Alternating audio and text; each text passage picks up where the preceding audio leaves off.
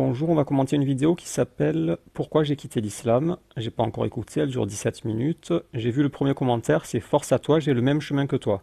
Donc ça va être intéressant parce qu'on a un témoignage qui correspond à au moins deux personnes, donc sans doute beaucoup plus. Donc on va voir s'il a quitté parce qu'il a perdu la foi, parce qu'il a des preuves contre la religion ou parce que ça contredit le progressisme et ses passions.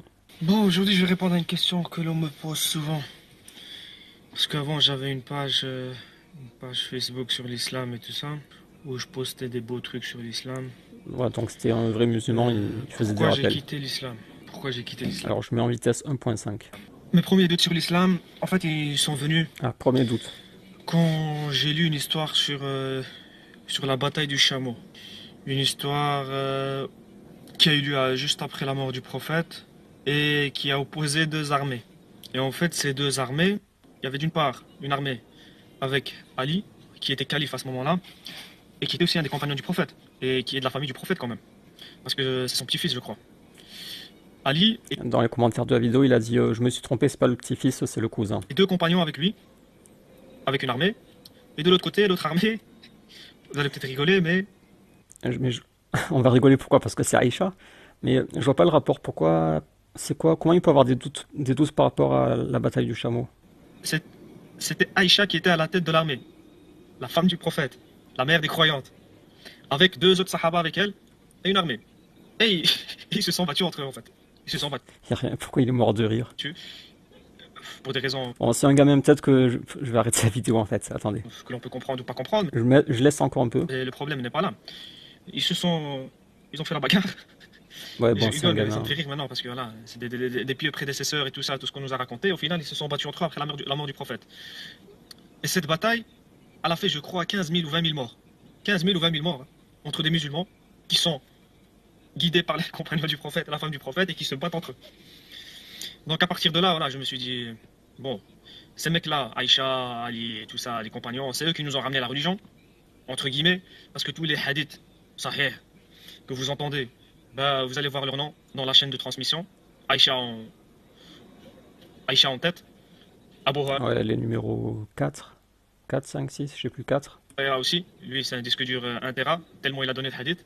C'est un truc de malade. Bref, comme j'ai dit à ce moment-là, je me suis dit, les pieux prédécesseurs, ils sont destinés au paradis. Sûr, ils vont aller au paradis. Et ces mecs-là, ils se battent entre eux. Donc voilà, mes premiers doutes, ils ont commencé là. Ils ont commencé là, et à ce moment-là, je me suis dit, en fait, je connais. C'est pas que je connais rien à ma religion, mais je connais qu'une partie. On va dire entre guillemets la bonne partie. Que l'on nous présente, que les imams nous présentent et tout ça. Parce qu'avant, moi aussi, je regardais les Abo. Comment il s'agit? Ou J'ai oublié Taïfa, carrément son nom. Rachid Abou Nader Defa. Abu Anas, Rachid Abu Hudayfa et tout ça. Là. Parce que c'est avec eux que j'ai commencé à apprendre la religion. Et eux, ils te parlent voilà, que du bon côté de la religion, entre guillemets.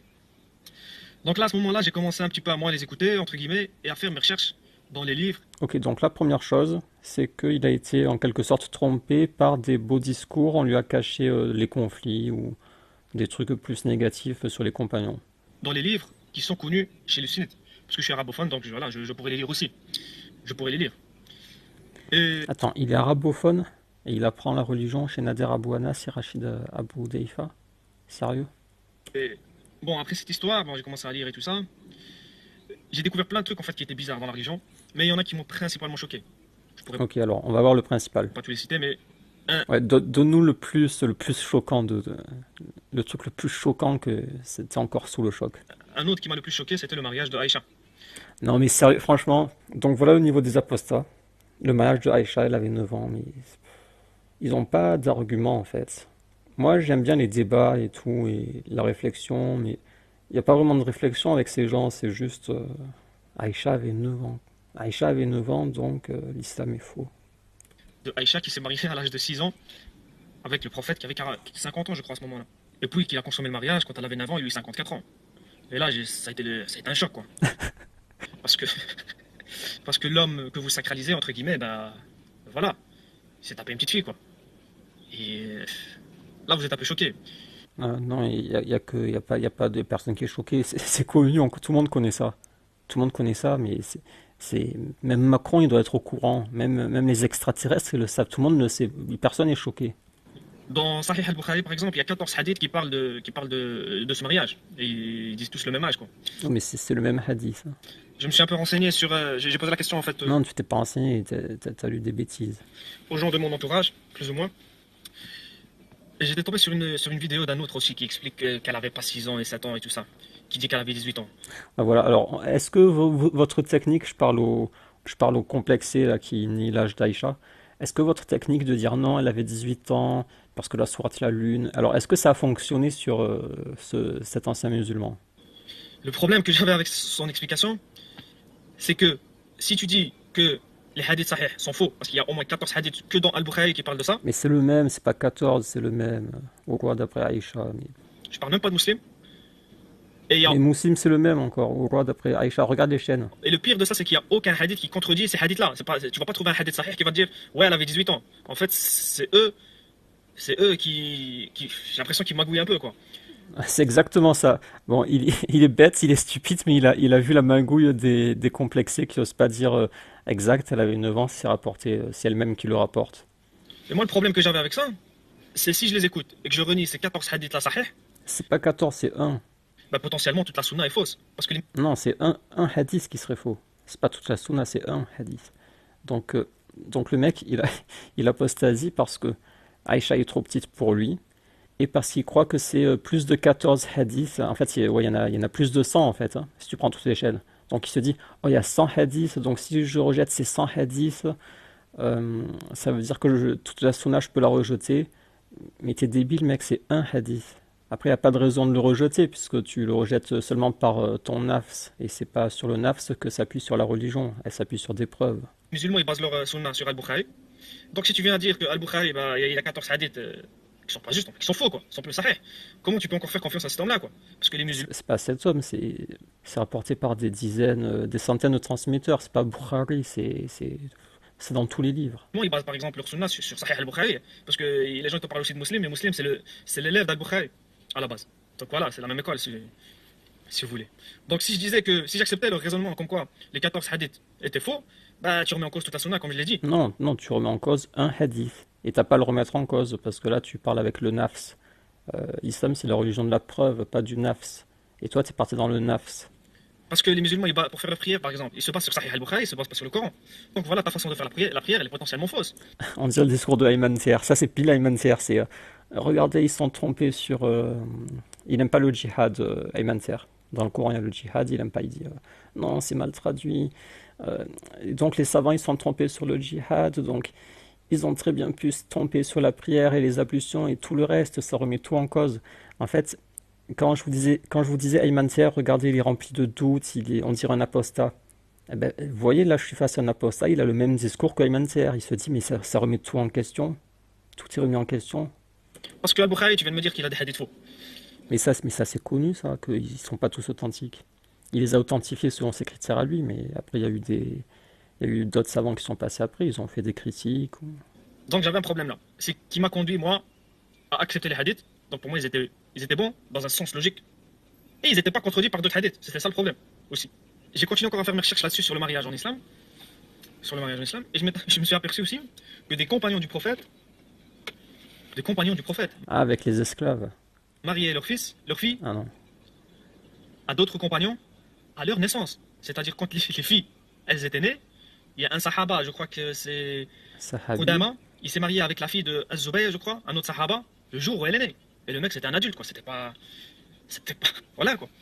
Donc, au final, tu arrives à conclure que pour le prophète et ses compagnons, c'est tout à fait normal de marier des gosses à la naissance, quoi, ou des petites filles à des adultes. Ce que l'on appelle, nous, la pédophilie, pour eux, c'est tout à fait normal. Et c'est dans la sunna du prophète. Donc voilà.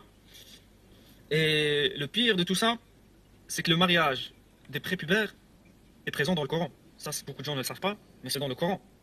Dans Surat At-Talaq, Ouais, celles qui n'ont pas atteint leur verset 4, je règle. crois, J'avance un peu. c'est trop vieille, quoi. Et le Coran l'autorise. Donc, entre guillemets, un adulte de 50 ans qui se marie pas. Bon, Enfin, j'avance. tu as tout à fait le droit d'avoir des captifs de guerre qui, entre guillemets, t'appartiennent. Ok, alors, Premier mariage des enfants et captifs de guerre. point. Donc, Donc tu ça, peux c'est frapper ces ma femme. deux arguments. Femme, j'ai fait de frapper sa femme. Frapper Religion de sa paix, femme. d'amour, et tu me dis que je peux frapper ma femme. Il y a plein d'autres choses. Alors ça, c'est Là, j'ai découvert un intéressant. autre islam, quoi, que l'on m'avait pas présenté. Bon, ouais, alors j'ai découvert un autre islam qu'on m'avait pas présenté. Alors, vous voyez, le fait que ces imams cachent aux musulmans qu'ils écoutent toutes les choses qui peuvent déranger et qu'ils ne le traitent pas, ils ne le prennent pas en charge, ils ne portent pas le poids, comme j'avais expliqué dans la vidéo, l'islam est une lourde charge. Ils veulent pas porter ce poids, ils préfèrent tout mettre sous le tapis, mais le problème c'est que les musulmans n'y sont pas préparés. Lorsqu'ils tombent dessus, ils ne savent pas le gérer tout seuls parce que les imams ne leur en ont jamais parlé et même quand ils vont les voir après, j'ai découvert ça, les imams ils continuent, non, c'est pas vrai, c'est une mauvaise compréhension. Et cette technique, c'est du mensonge, c'est une technique basée sur le mensonge. Or, l'islam, c'est pas la promotion du mensonge. Donc, c'est une technique qui est disqualifiée déjà dès le départ. Mais en plus, elle ne fonctionne pas puisque les gens, après, ils découvrent ces choses parce qu'ils ont Internet chez eux. On a tous Internet. Donc, on découvre les choses. Et il n'y a pas que ça, il y a aussi le fait de frapper sa femme. Voilà, frapper sa femme. Moi, j'ai traduit plein d'extraits de Tafasir. J'ai fait traduire par un abonné des extraits de livres malikites sur frapper sa femme. J'ai fait plusieurs vidéos sur frapper sa femme. J'ai tout déballé, j'ai tout étalé, j'ai apporté les preuves, j'ai rien caché. Résultat, est-ce que mes abonnés ils se sont dit ah mince alors du coup je quitte l'islam? Non, ils se sont pas dit ça, ils se sont dit tiens soit ils connaissaient, soit ceux qui connaissaient pas ils disaient tiens je savais pas, c'est intéressant, voilà. Il faut juste présenter les choses et les expliquer, faut pas les cacher comme si c'était des choses affreuses, abominables. Le fait de frapper sa femme. Religion de paix, d'amour, et tu me dis que je peux frapper ma femme. Bah, c'est pas tu la frappes comme ça, c'est en cas de rébellion, c'est religion de paix et amour. Bah oui, paix et amour avec ta femme, et maintenant on est dans le cas précis d'une femme désobéissante qui ne veut pas revenir sur la droiture. Elle veut rester dans la désobéissance, elle ne veut pas se réformer, elle ne veut pas respecter ses droits. Donc on est dans un cas, on n'est pas dans le cas normal, on est dans le cas, on est dans l'exception là. Religion de paix et amour en temps normal, mais après il y a des exceptions. Il y a plein d'autres choses. Enfin, en islam, pour moi, enfin, après tout ce que enfin, tout ce que j'ai vu dans l'islam, dans les textes, je parle, pour, les, pour Allah et son prophète, la femme n'a aucune valeur. Ça n'a aucune valeur. Non, ça c'est un mensonge. Tu es un menteur, ce n'est pas vrai. Elle se fait enfler en héritage. En fait, on voit qu'il est naïf, le bonhomme, là. Il est jeune, il est bête, il a pas de réflexion poussée, en fait. C'est juste, ah, elle a moins d'héritage, donc c'est pas juste, donc voilà. Oh, le mari peut la frapper, ah mince, ben, c'est pas beau, c'est vilain, c'est pas ça. On dirait un enfant, quoi. On dirait un enfant qui n'a pas de réflexion. On dirait pas un adulte. Sa parole, elle vaut deux fois. Elle vaut. C'est pas ses paroles, c'est son témoignage dans certains domaines. Tout à l'heure, tu as cité le hadith de Aïcha, tu as dit il y a 14 hadiths, non, c'est un seul. Donc tu as dit tu as trouvé 14 chaînes dans Bukhari. Ben, ce hadith, il est rapporté par qui? Aïcha. Une demi, celle d'un homme. Elle se fait frapper. Non, elle se fait pas frapper. Non, non, la femme ne se fait pas frapper. C'est la rebelle qui ne veut pas revenir sur sa rébellion qui peut se faire frapper de façon modérée. C'est pas la femme se fait frapper, c'est la femme rebelle qui ne veut pas revenir sur sa rébellion. Quoi. Des petites filles qui sont mariées à leur naissance, par les compagnons du prophète. Bah ça, c'est tuer le contrat, mais après la consommation, c'est plus tard, hein. Il y a même une histoire avec un compagnon du prophète, j'ai oublié son nom. C'est qu'il arrive au marché d'esclaves. Parce que oui, ceux qui ne savent pas, l'islam n'interdit pas du tout C'est qu'il il touche la femme, c'est ça? l'esclavage. Il est arrivé au marché d'esclaves et il y avait une femme, il a commencé à lui toucher l'entrebas. L'entrejambe, pardon. L'entrejambe. Et les gens à côté, ils étaient choqués. Ils étaient totalement choqués. Et qu'est-ce qu'il leur répond? Ne soyez pas choqués, ce n'est qu'une marchandise. Ne soyez pas choqués, ce n'est qu'une marchandise. Et il y a plein de choses comme ça, il y a plein de choses comme ça. Ça me viennent pas, enfin, ils me viennent pas tous à la tête, mais il y a plein. Il y a aussi la tuerie des Banu Quraïda, où le prophète a fait exécuter entre 700 et 1000 personnes de cette tribu. Même des garçons, des jeunes garçons de 15 ans et tout ça, des gamins, quoi, qui n'avaient rien à voir dans l'histoire. Il y a aussi comme, enfin, tout ce que le Coran cite, par exemple, tout ce que le Coran cite était déjà connu avant l'islam. Un exemple comme Surat la caverne, c'est l'histoire des salles dormants. C'est une histoire écrite après 300 ans après la mort de Jésus par un prêtre. Ce n'est même pas une histoire biblique que le Coran a repris. Il y a l'histoire d'Adam et Ève, qu'il a aussi repris qui est présente dans Oui. des écrits juifs. Il y a aussi le zoroastrisme. En fait, il n'a pas compris que l'islam se veut être la continuité des autres religions. Donc tous les envoyés qu'il y a eu avant, que ce soit Moussa ou d'autres, tu peux pas parler de plagiat puisque c'est normal qu'il y ait des choses similaires. Étant donné que c'est la suite, c'est la continuité, c'est le même Dieu, Donc c'est plutôt une preuve que c'est la continuité plutôt que la preuve qu'il aurait plagié ou je sais pas quoi. L'islam s'est beaucoup inspiré sur le zoroastrisme. Pratiquement, je sais pas si vous avez déjà lu un peu sur le zoroastrisme, mais si vous lisez le zoroastrisme, vous allez tout de suite penser à Disons, l'islam. On dirait un copier-coller. Et il y a aussi, et il y a aussi le poids logique de l'islam. Logique. Quand je dis logique, pourquoi? En fait, l'islam dit qu'il n'y a que les musulmans qui vont aller au paradis, ceux qui croient en Allah et au jour dernier et tout ça. Mais pour, il va pas faire le coup des Esquimaux quand même. parce que lui, il fait naître des gens dans des familles musulmanes. Et d'autres, Ouais, bon, il fait comme les islamophobes. Il dit, c'est injuste parce que celui qui naît chez les mécréants, il devient mécréant et donc il va en enfer, alors que je suis celui qui naît chez les musulmans. dans des familles non musulmanes. Mais en fait, on n'est pas tous sur le même pied d'égalité. Parce qu'un garçon qui naît dans une famille musulmane, ah, il a 99% de chances de mourir musulman et d'aller au paradis. Un petit qui va naître dans une famille bouddhiste, il a 99% de chances de finir bouddhiste. À chaque fois, ils font semblant de s'offusquer de l'inégalité des chances, que celui qui naît chez les musulmans, il a plus de chances de finir musulman. Mais ils s'offusquent en même temps des solutions à cette inégalité des chances. Si on leur dit en islam, les chrétiens et les juifs, ils peuvent pas construire leur édifice et ils peuvent pas propager leur religion, ils vont dire oh non mais c'est terrible, il n'y a pas la liberté d'expression. Si on leur dit la mécréance ne peut pas être propagée, il n'y a pas la liberté d'expression pour la mécréance, ils vont dire mais c'est terrible. C'est terrible si tu veux dans ta tête, mais ça permet de limiter au maximum les influences qui peuvent conduire à l'enfer, à finir mécréant. Et tout est mis en place pour favoriser les influences musulmanes, pour faire devenir musulman. Donc d'un côté, ils se plaignent que celui qui naît dans une famille mécréante, il va sans doute finir mécréant. Mais quand on leur apporte des solutions, on leur dit voilà, dans la société musulmane, la mécréance ne peut pas se propager, il n'y a pas la liberté d'expression religieuse, là, il va s'offusquer. Donc en fait, il ne sait pas ce qu'il veut, le bonhomme. Et il dit Allah est injuste, mais au lieu de chercher les hadiths de Aïcha, sur l'âge de Aïcha au mariage, il aurait mieux fait de se renseigner sur Allah, parce qu'il est expliqué que Allah c'est interdit l'injustice. Donc comment peut-il être injuste? As-tu un neurone, bonhomme? Comment il s'appelle? J'ai pas son nom. Est-ce qu'il a un neurone pour raisonner, ce bonhomme? Parce que s'il savait raisonner, Allah s'interdit l'injustice, donc il ne peut pas la commettre, réfléchis. Si Allah s'interdit l'injustice, est-ce qu'il peut faire de l'injustice? Non, donc pourquoi tu dis il est injuste? Parce que il y en a qui ont moins de chances d'aller au paradis. Et qui te dit que ceux qui ont des influences différentes auront exactement le même jugement? Tu n'en sais rien. Comme pour un chrétien, pour un juif, pour un zoroastrien, pour un shintoïque et tout ça, quoi. Enfin, vous m'avez compris. Donc voilà, après je vais partager peut-être d'autres vidéos, mais qui seront beaucoup mieux expliquées sur l'islam. Non mais tu peux rien expliquer, mec. Tu peux pas. T'as pas les connaissances, t'as pas la réflexion, t'as pas l'intelligence, t'as pas les neurones pour expliquer des choses. Tu peux, tu peux dire ce que tu penses, un peu comme un enfant. Voilà, je pense ça, mais tu peux pas expliquer des choses. Et peut-être sur le côté que personne n'invoque. Même sur le Coran, beaucoup de gens le savent pas, mais il y a des fautes d'orthographe dans le Coran. Des fautes d'orthographe. Il, il- il va corriger les fautes Et d'orthographe. ces fautes-là, elles montrent quoi? Elles montrent que le Coran n'a pas été écrit par une seule personne. Que c'est un texte écrit par plusieurs personnes qui l'ont rassemblé. Pourquoi? Parce qu'à l'époque, l'arabe n'avait pas de règles. Donc chacun écrivait son arabe à lui, quoi. Et là, il y a plein de choses comme ça. Il y a plein- Tu vas me faire croire que toi, t'es spécialiste en langue arabe. Tu vas me faire croire ça. Arrête. Arrête. T'as pris ta religion avec Nadir Abouanas. Tu découvres que Aïcha a 9 ans en disant il y a 14 hadiths alors qu'il y en a un seul. Et tu me dis t'es spécialiste de la langue arabe. Tu vois les fautes d'orthographe dans le Coran. Mais arrête un peu. plein de choses comme ça.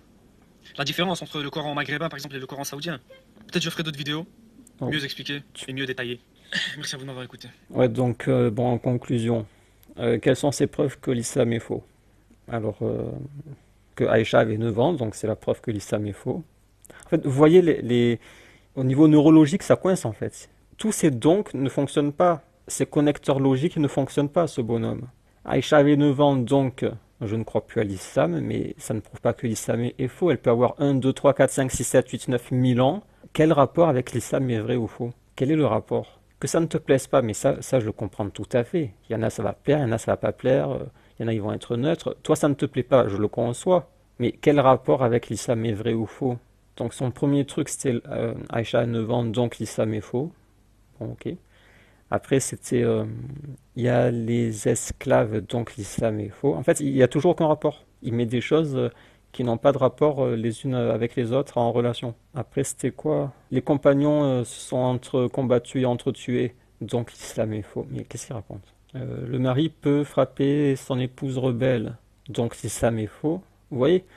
En fait, il le dit pas à chaque fois, donc l'islam est faux. C'est moi qui l'ajoute pour vous montrer à quel point, derrière son discours, il n'y a que des relations fausses. Après, il disait il y a des ressemblances avec des anciennes religions, donc l'islam est faux. Mais il n'était pas au courant que l'islam, c'est la suite en fait des anciennes religions. Après, il disait ceux qui sont nés chez les musulmans, ils ont plus de chances d'aller au paradis, alors que ceux qui nés chez les familles mécréantes, ils ont plus de chances d'aller en enfer. Donc c'est injuste, donc Allah est injuste. Donc l'islam est faux. Alors là, je ne sais pas exactement s'il veut dire l'islam est faux parce que Allah est injuste, donc je n'aime pas ça, ou est-ce qu'il veut dire l'islam est faux parce que Allah est injuste alors qu'il prétend être juste. Je ne sais pas quel est son argument exactement, je ne sais même pas s'il a vraiment formulé cet argument dans sa tête, je crois qu'il est juste dans ses passions. Et son dernier truc, c'était il y a des fautes d'orthographe arabe dans le Coran, donc il a été écrit par plusieurs personnes. Ça, c'est un truc que certains disent, c'est que le Coran a été... Il y a des gens, je sais pas, des historiens ou je sais pas quoi, des artistes, des peintres, des clowns, je sais pas, il y a des gens, ils ont dit, d'après nos recherches, le Coran n'a pas été écrit par une personne, mais par plusieurs. Alors des fois, ils vont dire 5, 10, 100, je sais pas ce qu'ils disent. Et ils n'arrivent pas à déterminer ce nombre. Il y a un nombre mystérieux. En fait, le Coran n'aurait pas été écrit par un individu, mais par un nombre mystérieux d'individus. Ils n'arrivent pas à déterminer ce nombre, il fait que bouger. Et donc, ils en concluent que le Coran est faux. Alors que ce qu'ils devraient en conclure, c'est il n'a pas été inventé par Muhammad, puisque Muhammad, c'est une seule personne. Si Muhammad l'avait inventé, le Coran, d'après leurs recherches, là, les peintres et les charcutiers, ils auraient dû dire, regardez, il y a un auteur et on devine que c'est Muhammad.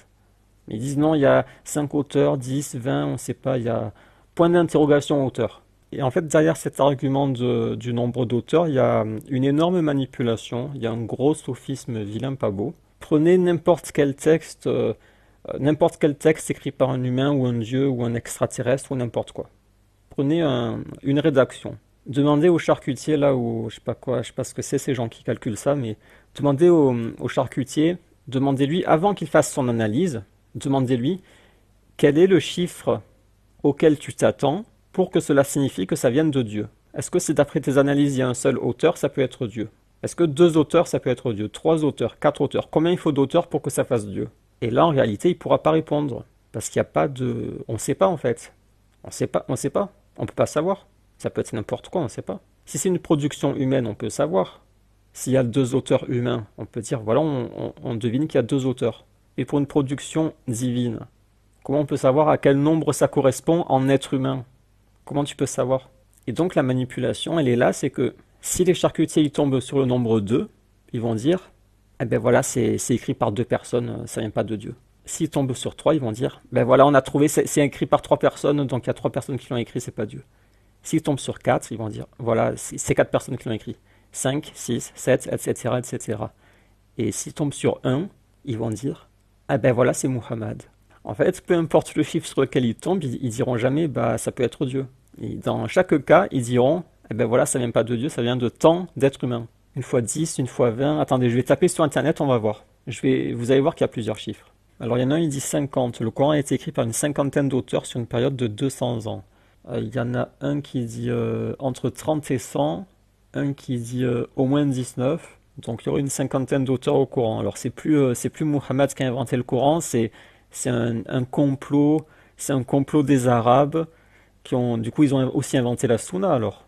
Parce que les compagnons, Aïcha, Ibn Masoud, tout le monde, ça veut dire ils n'avaient pas le Coran. Ils n'avaient pas le Coran et ils s'écrivaient petit à petit sur une période de 200 ans. Mais alors la Sunna aussi est inventée, tout est inventé. Mais ça c'est une théorie du complot complètement débile ça peut pas tenir ça. Tu dirais c'est Muhammad. Ou il y en a qui disaient c'est Muhammad avec l'aide du juif là. Donc Muhammad est le juif. À la limite, tu peux défendre ta théorie, tu dis c'est Muhammad, tu peux le défendre, mais dire c'est 50 personnes sur 200 ans, c'est indéfendable, cette théorie, t'as plus de cervelle là, c'est comme le bonhomme dans la vidéo, là, il a pas de cervelle le bonhomme. Donc il a lu sur un site, il y a 50 auteurs, il se dit ah mince, ben, du coup c'est pas Dieu, parce que Dieu, il devrait y avoir point d'interrogation auteur. Je te pose la question bonhomme, combien il devrait y avoir d'auteurs pour Dieu? Tu vas dire un. Oui, sauf que les charcutiers là qui ont fait les analyses, ils se basent sur les humains, sur la façon d'écrire des humains. Par exemple, le titre du livre là, c'est Le Coran révélé par la théorie des codes.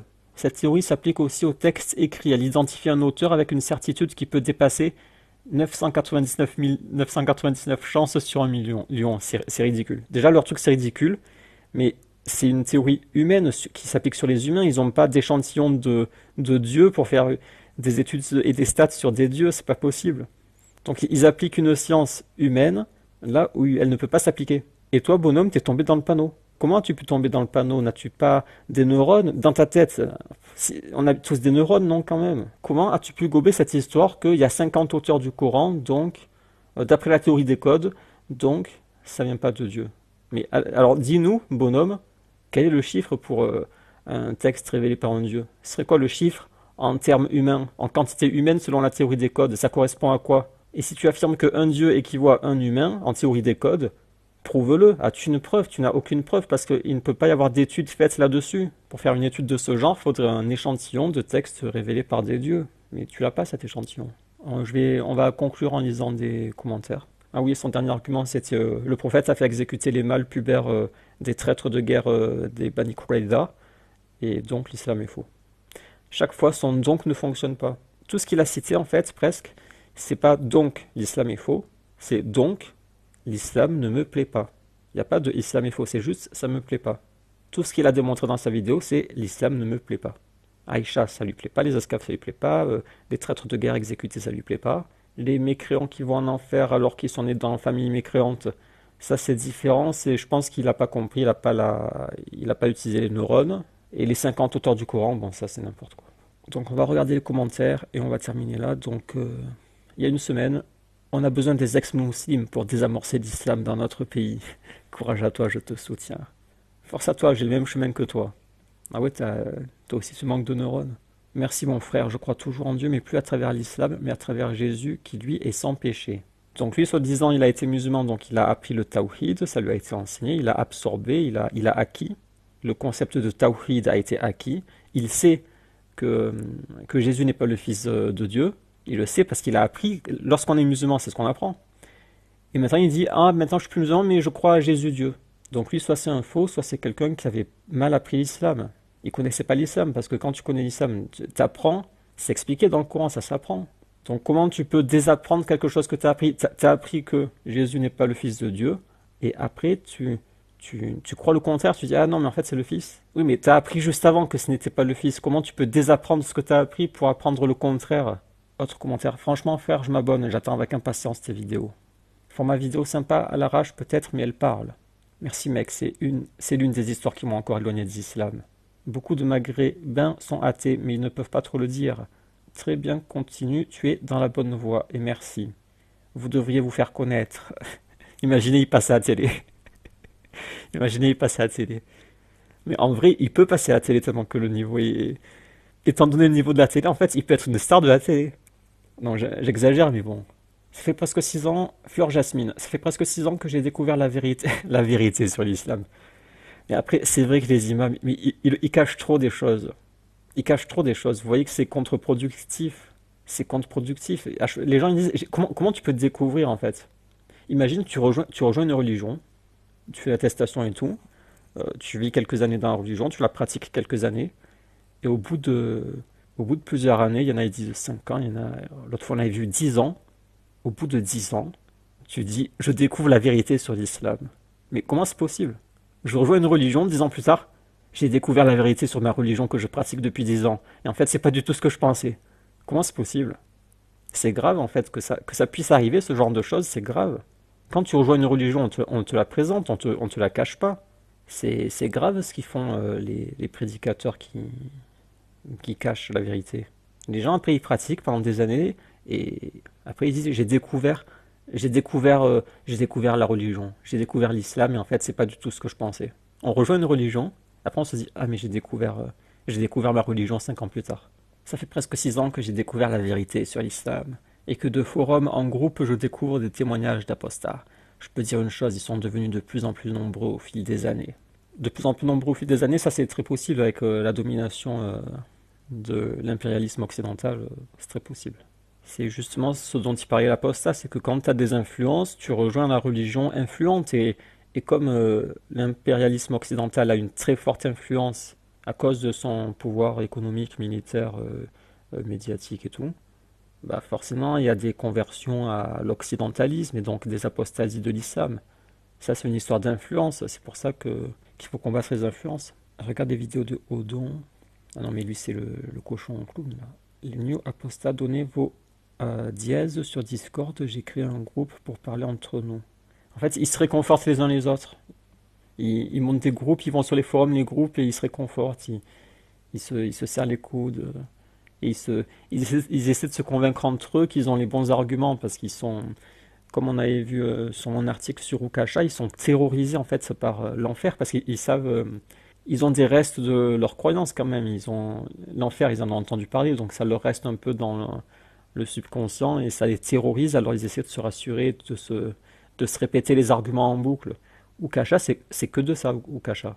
Ils se répètent en boucle les mêmes arguments qui ont été réfutés 1000 fois, mais ils se les répètent devant les fachos pour après que les fachos disent ah ouais t'as raison et que ça lui donne l'impression, ça lui donne le sentiment que ça y est il est à l'abri de l'enfer parce qu'il a les arguments. Sauf que les arguments ils ont été réfutés mais il veut pas le voir, il est en dissonance cognitive. Courage à toi et tous ceux qui ont la force de quitter l'islam. Après, c'est vrai que oui, quand tu as un entourage musulman, c'est difficile de quitter l'islam, ça c'est clair. Moi, j'avais dit Bajrafil, il se peut qu'il ait quitté l'islam, mais si un jour il quitte l'islam, il osera jamais le faire parce que il peut pas. Toute sa famille, son entourage, toutes ses connaissances, toute sa vie, il y a tout qui est islam. Il peut pas dire bon, je pars. Merci, que Dieu te protège. Soutien à toi, tu n'es pas le seul, on est beaucoup. J'ai hâte que tu fasses d'autres vidéos. Très bon témoignage, bravo jeune homme, super témoignage. J'ai hâte que tu fasses d'autres vidéos, courage à toi, fais attention à toi, dire la vérité sur l'islam est devenu un réel danger de mort. Non, c'est parce que vous insultez que vous faites tuer, c'est pas dire la vérité. Moi je dis la vérité, je me fais pas tuer, tu peux dire la vérité même de façon critique, tu te fais pas tuer. C'est juste que vous n'arrivez pas à vous contenter de dire la vérité, vous devez insulter à chaque fois. Très bon témoignage, bravo, bravo jeune homme, belle réflexion, penser par soi-même. Ils me font rire. Les gens, ils sont pas très intelligents. Jésus est la vérité. Donnez vos arrobases sur Discord pour un groupe. Salut à tous les frérots et les sœurs apostats. Je laisse ce message pour vous dire que vous n'êtes pas seuls. Voilà, il se rassure. Si vous voulez rejoindre d'autres personnes dans notre situation et en discuter sur Discord notamment, eh bien laissez-moi un commentaire. À bientôt, j'espère. Islam, tu as tout à fait raison. Regarde les vidéos de Majid Oukasha. C'est un ex-musulman. Il explique très bien ce qu'est l'islam. Il a un cheminement comme toi. Après, qu'est-ce que tu veux s'ils sont pas intelligents, ils sont pas intelligents. On peut pas les forcer à être intelligents et à réfléchir, à raisonner, et à avoir de l'esprit critique, hein. Ils se disent juste j'aime pas en fait, parce que ce qu'il dit le bonhomme dans la vidéo, c'est juste j'aime pas. Juste j'aime pas quoi. On m'a vendu un islam tout doux. Après, je me suis renseigné, j'ai vu que ce n'était pas tout doux et j'aimais plus. C'est ça qu'il dit. En fait, il accuse les imams. Le problème, c'est les imams. C'est ce que j'avais dit dans la vidéo L'islam est une lourde charge, c'est que ils convertissent des gens, mais il n'y a pas de, ils les prennent pas en charge après, ils les laissent à l'abandon. Si on t'explique pas les choses, si on te fait pas le désendoctrinement, parce qu'on est dans une société où il y a énormément d'endoctrinement, c'est terrible. Si on t'explique pas que tu subis tout cet endoctrinement, ces influences, que si on t'explique pas la perversité de la société, forcément tu te fais piéger. C'est pas, il faut aider les gens, il faut pas juste euh, les manipuler pour qu'ils prononcent l'attestation et après, voilà, salam alaikum, tiens, prends le courant, voilà, salam alaikum, débrouille-toi. C'est pas bien de faire ça. Tu convertis le mec, tu le trompes sur la marchandise, maintenant tu lui dis fais l'attestation, et après, tiens, le courant, salam alaikum, au fait, t'as la peine de l'apostat sur ta tête maintenant, je t'avais pas dit, mince. Tu peux plus partir. Non, faut lui expliquer les choses, tu peux pas le laisser à l'abandon comme ça sur internet pour qu'il finisse apostat, islamophobe ou terroriste. C'est pas bien ce que vous faites. Mon frère, tout d'abord, tu as tout à fait le droit de ne pas croire. C'est Dieu qui t'a donné cette possibilité. Si tu me permets, ah ça c'est un musulman qui critique. Tu n'as pas construit ta foi sur le lien de ton cœur avec Allah. Je ne te souhaite que de trouver ce qui apaise ton cœur. Le Coran, là, je pense que tu es quelqu'un de sincère. Sincère, je sais pas. Bête, c'est clair. Stupide, oui, mais sincère, ça, je peux pas dire. Seul Dieu connaît ton intention profonde et vraiment je crains que tu ne t'enfonces jusqu'à devenir un Majid Oukasha, même si je crois que tu es plus intelligent. Alors entre les deux, entre Oukasha et ce bonhomme-là, qui est le plus intelligent, moi je les vois au même niveau. Regarde les vidéos d'Adnan Ibrahim, professeur de philosophie en Autriche. Non mais lui c'est pareil, c'est un complexé lui. Tu l'aides pas là. Dis, va voir Daniela Kikaju. Ça, c'est bien ça. Bravo, partagé un max. Très content de lire les commentaires de jeunes ex-musulmans qui se sont rendus compte. Sois béni abondamment, mon frère. Des centaines de millions de musulmans comprendront comme toi que l'islam est une supercherie, une absurdité qui a entraîné des millions d'êtres humains dans les ténèbres et la perdition. Donc les ténèbres, pour lui, c'est l'islam. Alors, sur le sujet de la famille, par exemple, l'islam, c'est père, mère, enfant. La femme s'occupe des enfants, le père va travailler, il entretient l'épouse, les enfants. Le divorce est évité au maximum. En cas de divorce, si l'enfant est petit, il reste chez sa mère. Il faut entretenir ses parents, les visiter sans doute.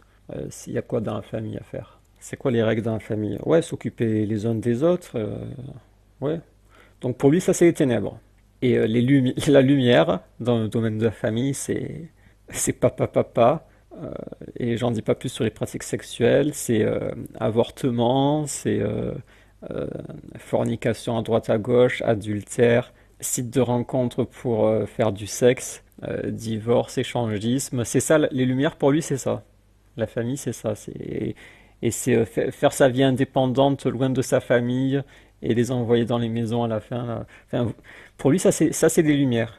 Et l'islam, c'est les ténèbres. Sur le sujet de la femme, pour lui, les ténèbres, c'est de couvrir la femme, la protéger, la laisser à la maison là où elle est en sécurité, l'entretenir et la respecter.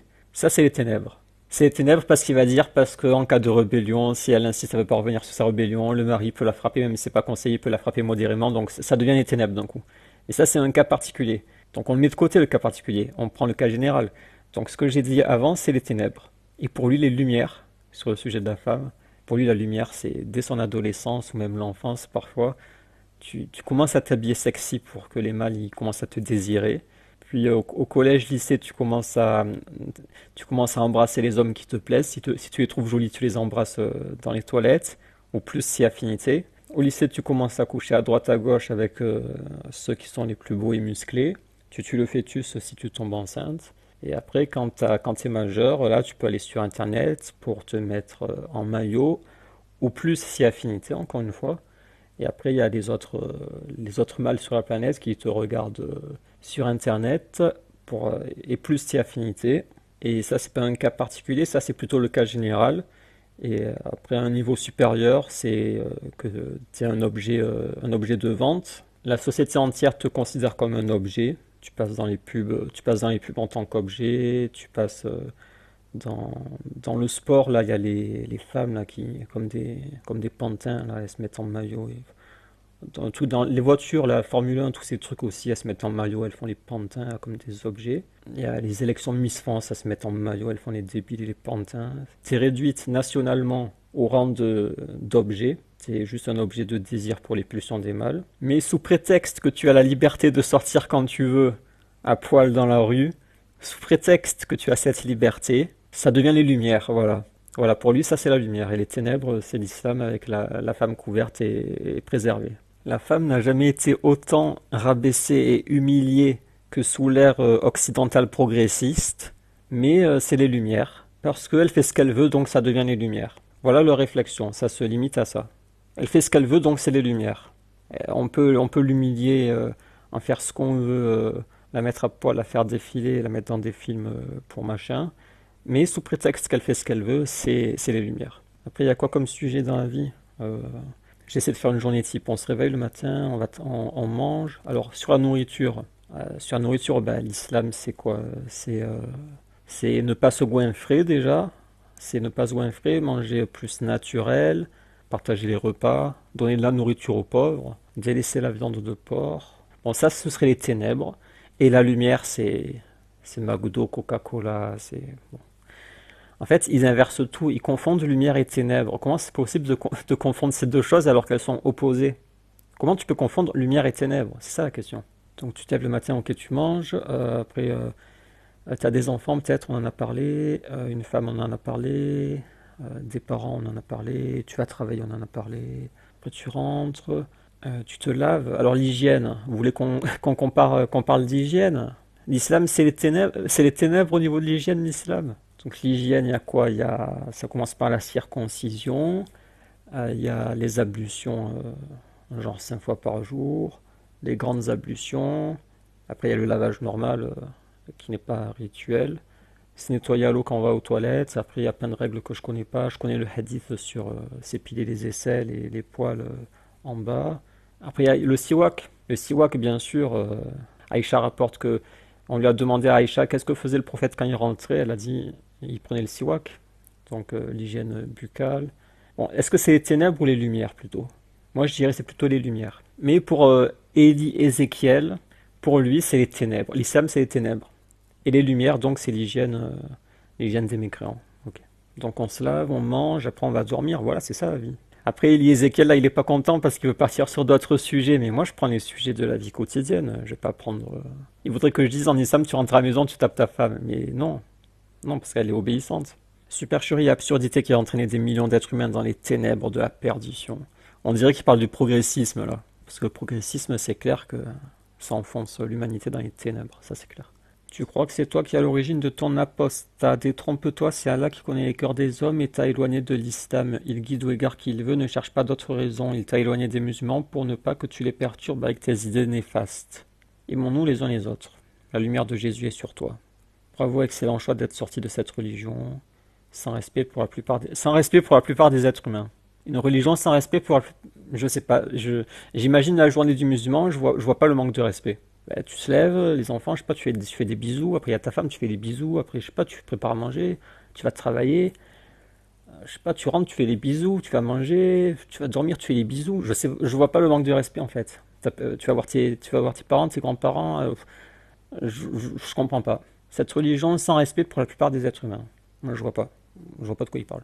C'est Roger Saint-Pierre. Et là, il va rager, il va faire mais je voulais que tu parles des esclaves. Pourquoi t'as pris la journée typique du musulman? Pourquoi t'as pas pris le cas où t'as des esclaves? Bah, je prends la journée typique parce que c'est la journée du musulman. Je vais pas prendre la journée dans un autre cadre où la société est différente et qu'il y a des esclaves dans la société. Tu voudrais que je fasse ça pour après dire regardez, c'est terrible? Je parle pas des esclaves parce que c'est pas la journée classique habituelle aujourd'hui et parce que t'es pas apte mentalement à conceptualiser une autre forme de société que la tienne. Donc tu peux pas comprendre, toi tu es un peu trop bête, Roger. Ah oui, il y a plus que plein, mon ami. La religion est une création humaine pour donner un sens à la vie, organiser la société et consoler les malheureux. Mais l'islam tue. L'islam tue. La mécréance ne tue pas. Il n'y a que l'islam qui tue. La mécréance ne tue pas. Déjà, si tu as piqué l'islam en France, donc directe interdiction de l'alcool, 50 000 vies sauvées, c'est ça? Il y a 50 000 morts par an. Chaque année, 50 000 vies sauvées, et tu me dis l'islam tue. C'est l'islam tue ou l'islam sauve dans ce cas? Tu vas dire il tue les fornicateurs qui ont déjà été mariés. Donc l'islam tue. Oui, mais l'islam sauve aussi. Il y a les deux en fait. Ça tue les criminels, ça sauve des innocents. Ça sert à rien de caricaturer comme ça. Sinon après on fait caricature contre caricature et on s'en sort pas. Je vais te répondre par ce verset. Et celui qui m'est cru, Dieu est riche de toute l'humanité. Subhanallah, Dieu guide qui le veut. Tu es Munafouki. Munafouki. Il a écrit Munafouki. Fier d'être musulmane, je priais Dieu chaque jour pour que ma fin soit dans l'islam. Ami. Mohamed, il a créé l'islam. Ben non, il n'a pas créé l'islam puisque c'est 50 personnes qui ont créé l'islam. C'est bête, toi, t'as pas lu les études des charcutiers et des peintres. Il dit Mohamed, il a créé l'islam par l'épée, par le sang. Non, c'est 50 personnes qui ont créé l'islam sur 200 ans. Il a créé l'islam par l'épée et le sang. C'est Jésus le Messie, le dernier. La fin, c'est le seul né par le Saint-Esprit et c'est le seul qui a jamais péché et c'est le seul qui pas mort. Ok, tu connais Majid Oukasha. Ce monsieur avait les mêmes questions quand j'avais à 5 ans. Ah voilà, lui il a remarqué. Parce qu'en fait c'est simple. Les gens qui sont contre l'islam, ils vont dire ouah, t'es trop fort. J'ai jamais vu quelqu'un d'aussi intelligent sur la planète Terre, tu mérites un Oscar, des prix Nobel.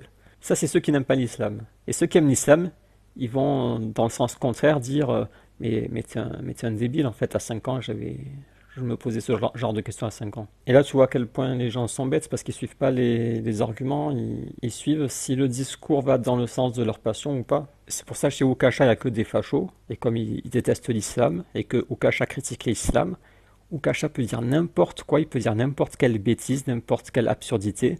Et ils vont tous s'exclamer en chœur t'es trop fort, t'es un génie, Oukasha président. Ils vont dire jamais vu quelqu'un d'aussi brillant que toi. Voilà, ils vont dire ça à l'unanimité. Même s'il dit des bêtises. Donc lui il dit, ce monsieur avait les mêmes questions quand j'avais 5 ans. Ce monsieur comprend l'islam à travers sa vision. Bon, essaye le christianisme ou le judaïsme ou même la franc-maçonnique, etc., etc., que Allah nous guide et te guide. Va voir des savants, tu comprendras pourquoi tout savoir est déformé. Tout ce que tu dis est faux du début à la fin, à part peut-être l'âge de Aïcha. Mais impossible pour un hypocrite de comprendre le pourquoi du comment. Tu commences avec Ali, petit-fils, non, faux. Le Coran qui dit de battre sa femme, non. Il y a une différence entre corriger et frapper pour blesser. Et voilà, c'est frappe éducative, on avait vu dans les livres des savants. C'est pas pour blesser, c'est pour éduquer. Toute personne qui t'écoute et qui croit tes propos sans avoir au moins lu un peu le Coran est un hypocrite comme toi. Tout ce que tu dis est faux. Tu veux juste te rassurer pour aller au bar. J'avoue, c'est exactement ce qu'il veut faire. Tu veux juste te rassurer pour aller au bar. Jouer au jeu d'argent en te tapant des pastagas et en faisant du haram, et bien soit. Fais donc. Mais tu paieras pour essayer d'égarer les gens sciemment en médisant tel un chayatine. Lui, il est sympa, celui-là. Je vais voir son compte, en fait, c'est un conspirationniste. Ouais, dommage, c'est un complotiste, il s'est fait manipuler par les mécréants. Les koufars l'ont manipulé dans le complotisme, c'est triste. Il arrive à critiquer l'apostat, mais quand les koufars lui balancent des théories du complot, il gobe tout, c'est triste. Ça fait plaisir de t'entendre. À quand sa prochaine vidéo? Je suis le chemin de la vérité, tu as tout compris, les religions sont des inventions humaines pour canaliser et contrôler l'homme. Tous ces gens qui s'entretuent parce qu'ils ne sont pas d'accord sur la recette de la bienveillance. Félicitations, je suis moi-même apostat. Ceux qui ont lâché l'islam, manifestez-vous. Heureux d'avoir apostasié. Ouais, en fait, ils essaient de se réconforter les uns les autres. La science de l'islam contredit beaucoup de gens qui quittent l'islam. Dans les banlieues, ils se battent pour la drogue, etc. Moi, ça fait 2 ans que j'ai quitté l'islam. Moi, maintenant, je rigole sur toutes les bêtises que j'ai crues avec toutes ces contradictions dans le Coran et la Sunna. En plus, on ne nous dit pas la vérité, c'est à nous de la chercher. Ah, ça c'est clair, ça c'est clair. Les prédicateurs, ils veulent pas te dire la vérité, tu es tout seul et tu dois chercher. Bonjour et merci pour ces informations. Vivement d'autres vidéos aussi instructives. Ça pue le mensonge dans toute la vidéo. Mon frère, t'as bien fait d'ouvrir les yeux, je te conseille de suivre Christian Prince. Mais il parle anglais, à cause de lui, je connais l'islam plus que les imams. Ouais, c'est clair que les islamophobes, des fois tu te dis, mais ils connaissent mieux l'islam que les imams. L'islam est une culte, il n'y a rien de divin. Ah, avec le truc de le dieu lune, là, ouais. Bravo, tu as tout compris, pour découvrir cela, il faut bien étudier cette fausse religion. Très bonne explication, je dois dire que l'exposé m'a appris des choses véritablement pertinentes. Donc le mec, il a dit Aïcha avait 9 ans, machin et je sais plus quoi, et lui il dit... Très bonne explication. L'exposé m'a appris des choses véritablement pertinentes. En fait, c'est un monde parallèle, le truc. L'islam n'est pas une fausse religion ni une nouvelle religion, c'est une hérésie chrétienne conçue sur plusieurs années par les juifs et les perses. Il y a beaucoup de commentaires. Hein. Un musulman qui réfléchit est un futur apostat, courage à vous. Mais il réfléchit pas, ce bonhomme. Le mec ne sait même pas s'exprimer, lol. Voilà le genre de gens ignorants qui quittent l'islam. Alors que ceux qui rejoignent l'islam sont des prêtres de... qu'est-ce qu'il raconte? Ceux qui rejoignent l'islam sont des prêtres de haut niveau, mais non. Il veut dire, il y a parmi ceux qui rejoignent l'islam des prêtres de haut niveau, des scientifiques de haut niveau, des Européens et des Américains de haut niveau. Oui, il y a aussi parmi ceux qui rejoignent, il y a aussi du bas niveau et du très bas niveau, il y a de tout. Hein. Les prêtres de très haut niveau, les scientifiques de très haut niveau, on aimerait les voir défendre l'islam. Hein. Donc en résumé, pourquoi j'ai quitté l'islam? Parce que l'islam ne lui plaît pas. Ça se conçoit tout à fait quand tu vis dans un monde, une société où les mœurs ont changé, que tout s'est inversé, forcément. Une religion si ancienne, forcément, il y a des conflits et il y a des chances que ça ne te plaise pas. Des fois, quand ils disent j'ai quitté l'islam, on se dit il a une preuve contre l'islam, peut-être qu'il y a une faille, on se dit peut-être qu'il y a des arguments, mais à chaque fois, systématiquement, quand on écoute les témoignages, c'est les passions. C'est j'aime pas ci, j'aime pas trop ça me plaît pas trop, j'aurais aimé que ce soit différent, ça je comprends pas trop. Regardez, les compagnons, ils se mariaient avec des enfants, ça les choquait pas à l'époque. Bah oui, ça les choquait pas, donc si tu crois que c'était des monstres à l'époque, les compagnons c'était des monstres? Si ça les choquait, si ces choses ne les choquaient pas à l'époque, c'est bien qu'il y a une différence culturelle, c'est bien que aujourd'hui ça choque, mais qu'à l'époque ça ne choquait pas, donc tu comprends que c'est pas juste parce que ce seraient des monstres et qu'aujourd'hui les gens seraient des saints. C'est peut-être plus complexe que ça. Et pourquoi la vérité serait à notre époque dégénérée, non pas à la leur? Pourquoi ce ne serait pas eux qui seraient plus proches de la vérité? Pourquoi ton référentiel à toi actuel, Europe occidentale progressiste dégénérée 21e siècle, plus États-Unis, pourquoi ce référentiel-là serait le référentiel absolu qu'il faudrait prendre? Tout ce que tu es en train de dire, c'est l'islam est en décalage avec... ma société occidentale dégénérée, Europe plus États-Unis 21e siècle. C'était pas décalé avec le 18e, 17e, 16e, 15e, c'est pas décalé non plus avec d'autres pays, mais c'est décalé uniquement avec mon petit microcosme occidental 21e siècle dégénéré progressiste. Et comme par hasard je suis né ici ou que ce référentiel est dominant aujourd'hui, je vais le prendre comme référence. Et donc, comme l'islam est décalé, alors ça me plaît pas. Et comme ça me plaît pas, je le quitte. Voilà, c'est juste ça. Il n'a pas vraiment d'argument au fond. Si c'était juste pour nous dire il y a un décalage, c'était pas la peine de venir faire ta vidéo, ça on le sait. On le sait bien qu'il y a un décalage entre les mœurs occidentales dégénérées 21e siècle progressiste et le reste du monde ou l'islam, on le sait ça. Et comme quelqu'un avait dit dans les commentaires, là, c'est que le problème chez toi, c'est que t'as pas construit ta foi sur le tawhid. Est-ce qu'il avait cité le tawhid? Il avait dit quoi? Tu n'as pas construit ta foi sur le lien de ton cœur avec Allah. Ouais, voilà, il sait même pas que Allah est juste. Il savait même pas ça. Il s'est dit, ah mince, c'est pas juste. Je sais pas quel est son vécu dans l'islam, comment il a appris, qui sont ses profs, ses proches, ce qu'il a lu, c'est très bizarre. Très très bizarre son histoire. Bon bah voilà, vidéo terminée.